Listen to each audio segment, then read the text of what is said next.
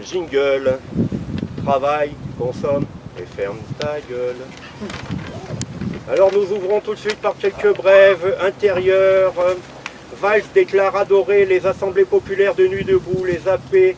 Il demande officiellement qu'on lui foute la paix plus souvent également. Sondage, 85% des Français sont en faveur d'une rémunération régressive des heures supplémentaires. D'après un sondage réalisé en toute objectivité sur un panel de 10 personnes tirées au hasard lors d'un dîner au Fouquet's. Et libéralisme. Barroso arrosé par Goldman Sachs. Récompensé pour son zèle ultralibéral, l'ancien président de la Commission européenne a prouvé qu'en matière de politique de l'Union, la débauche libérale aboutit à une embauche dans la finance. Ils sont forts ces Portugais quand on parle d'euro. Et publicité. Tu es agent de police et tu es mal payé? Tes primes sautent au moindre prétexte? Profite de l'agitation sociale et cherche le contact des manifestants. Provoque-les habilement. Ce serait bien le diable que l'un d'entre eux ne te fasse pas un doigt d'honneur. C'est l'occasion rêvée pour demander des dommages et intérêts. Prime de 500 € assurée par un juge compréhensif. Reprise des affaires dès la semaine prochaine. Manifestation le 15 septembre. Mois prochain. Et d'ailleurs, nous avons pu avoir en exclusivité le témoignage d'un CRS.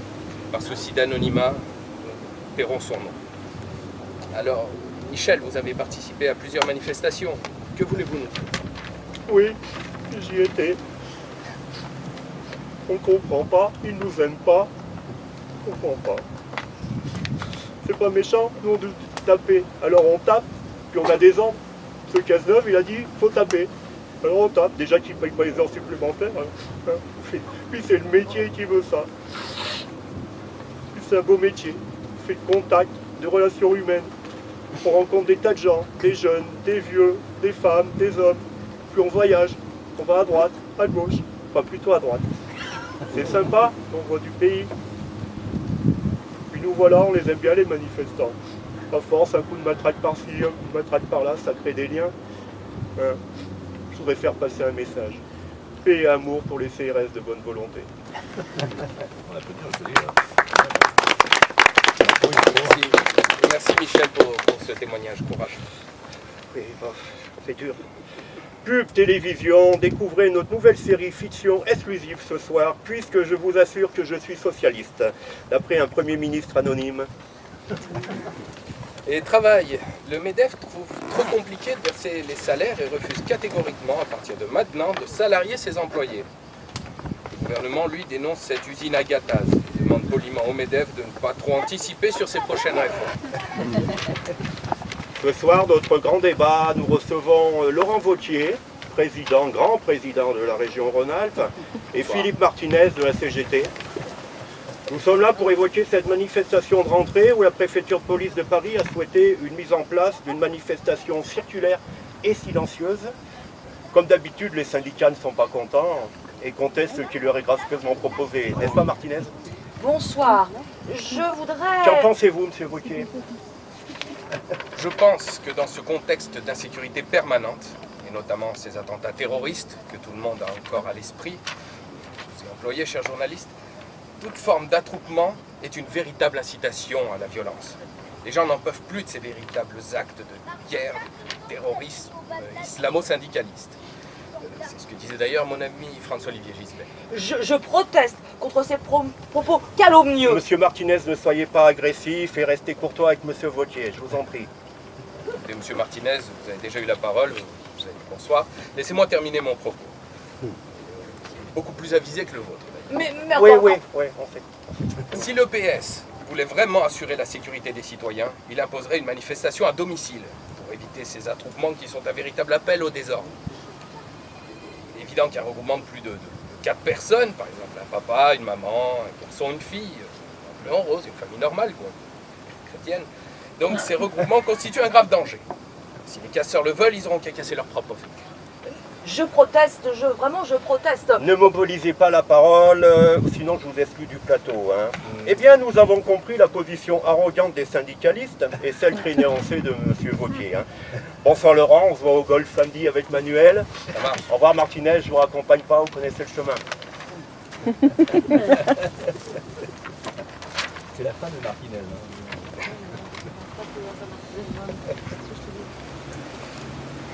Et enfin, campagne de boycott d'Israël à cause de sa politique coloniale en Palestine. Manuel Valls continue de soutenir contre vents et marées sa nouvelle loi qui assimilerait cette campagne, BDS, boycott des investissements sanctions de l'État d'Israël, à de l'antisémitisme. Si ceux qui boycottent Israël emploient une loi faisant d'eux des antisémites, les syndicats demandent à ce qu'une loi puisse assimiler tous ceux qui boycottent leurs manifestations à de l'antisocialisme. C'est des antisociaux. Et social. Le 8 août 2016, la ministre du Travail, Madame El Khomri, a validé le licenciement d'un délégué syndical d'Air France contre l'avis de l'inspection du travail. Code du travail, inspection du travail, que de formalités inutiles et obsolètes dans notre démocratie moderne. Justice internationale, Slobodan Milosevic, que les Américains surnommaient le Hitler des Balkans, a été blanchi par le tribunal spécial de La Haye des accusations portées contre lui. Il est mort en mars 2006 en prison sans avoir été jugé. On nous aurait menti. Primaire de la droite, Juppé, Fillon, Morano, Copé, NKM, Guénaud, Sarkozy. Non, sérieusement, c'est qui a fait le casting? Toujours primaire de la droite, Juppé, Sarkozy, Copé, Guénaud. Enfin, une action pour la réinsertion des délinquants. Pub. Jeune, tu ne sais pas comment t'orienter pour ton avenir. Deviens patron du CAC 40. Différents secteurs te sont ouverts, le bâtiment, la banque, l'alimentaire, la grande distribution. Quand tu arrives, tu touches du pognon, ça s'appelle un golden hello. Quand tu pars, même si tu as mal bossé, tu touches du pognon, ça s'appelle un parachute doré. Et entre les deux, si tu délocalises bien, si tu licencies bien, tu peux voir augmenter ton salaire. C'est pas beau ça? Pense à cette solution, voilà un métier d'avenir. Salaire moyen pour un patron du CAC 40 en 2015, 2 340 000 €. Sans les tickets restaurants, mais quand même. Et santé. Une élue d'opposition Front National s'est insurgée contre l'attribution d'une subvention à une association exposant des photos de sensibilisation au cancer du sein. Le quotidien Le Progrès rapporte sa déclaration. Exhiber les seins nus de femmes en bonne santé passe plutôt pour du voyeurisme que pour une incitation au dépistage d'une maladie. A-t-on entendu parler, par exemple, des ateliers de jonglerie de testicules en vue de dépistage du cancer de testicules? Social, allocation logement. Dans le but de faire baisser les loyers, dorénavant, les allocations logement ne seront plus versées aux allocataires s'il est jugé qu'ils habitent un quartier où les loyers sont trop chers par rapport à leurs revenus. C'est vrai ça. Les pauvres avec les pauvres, les riches avec les riches.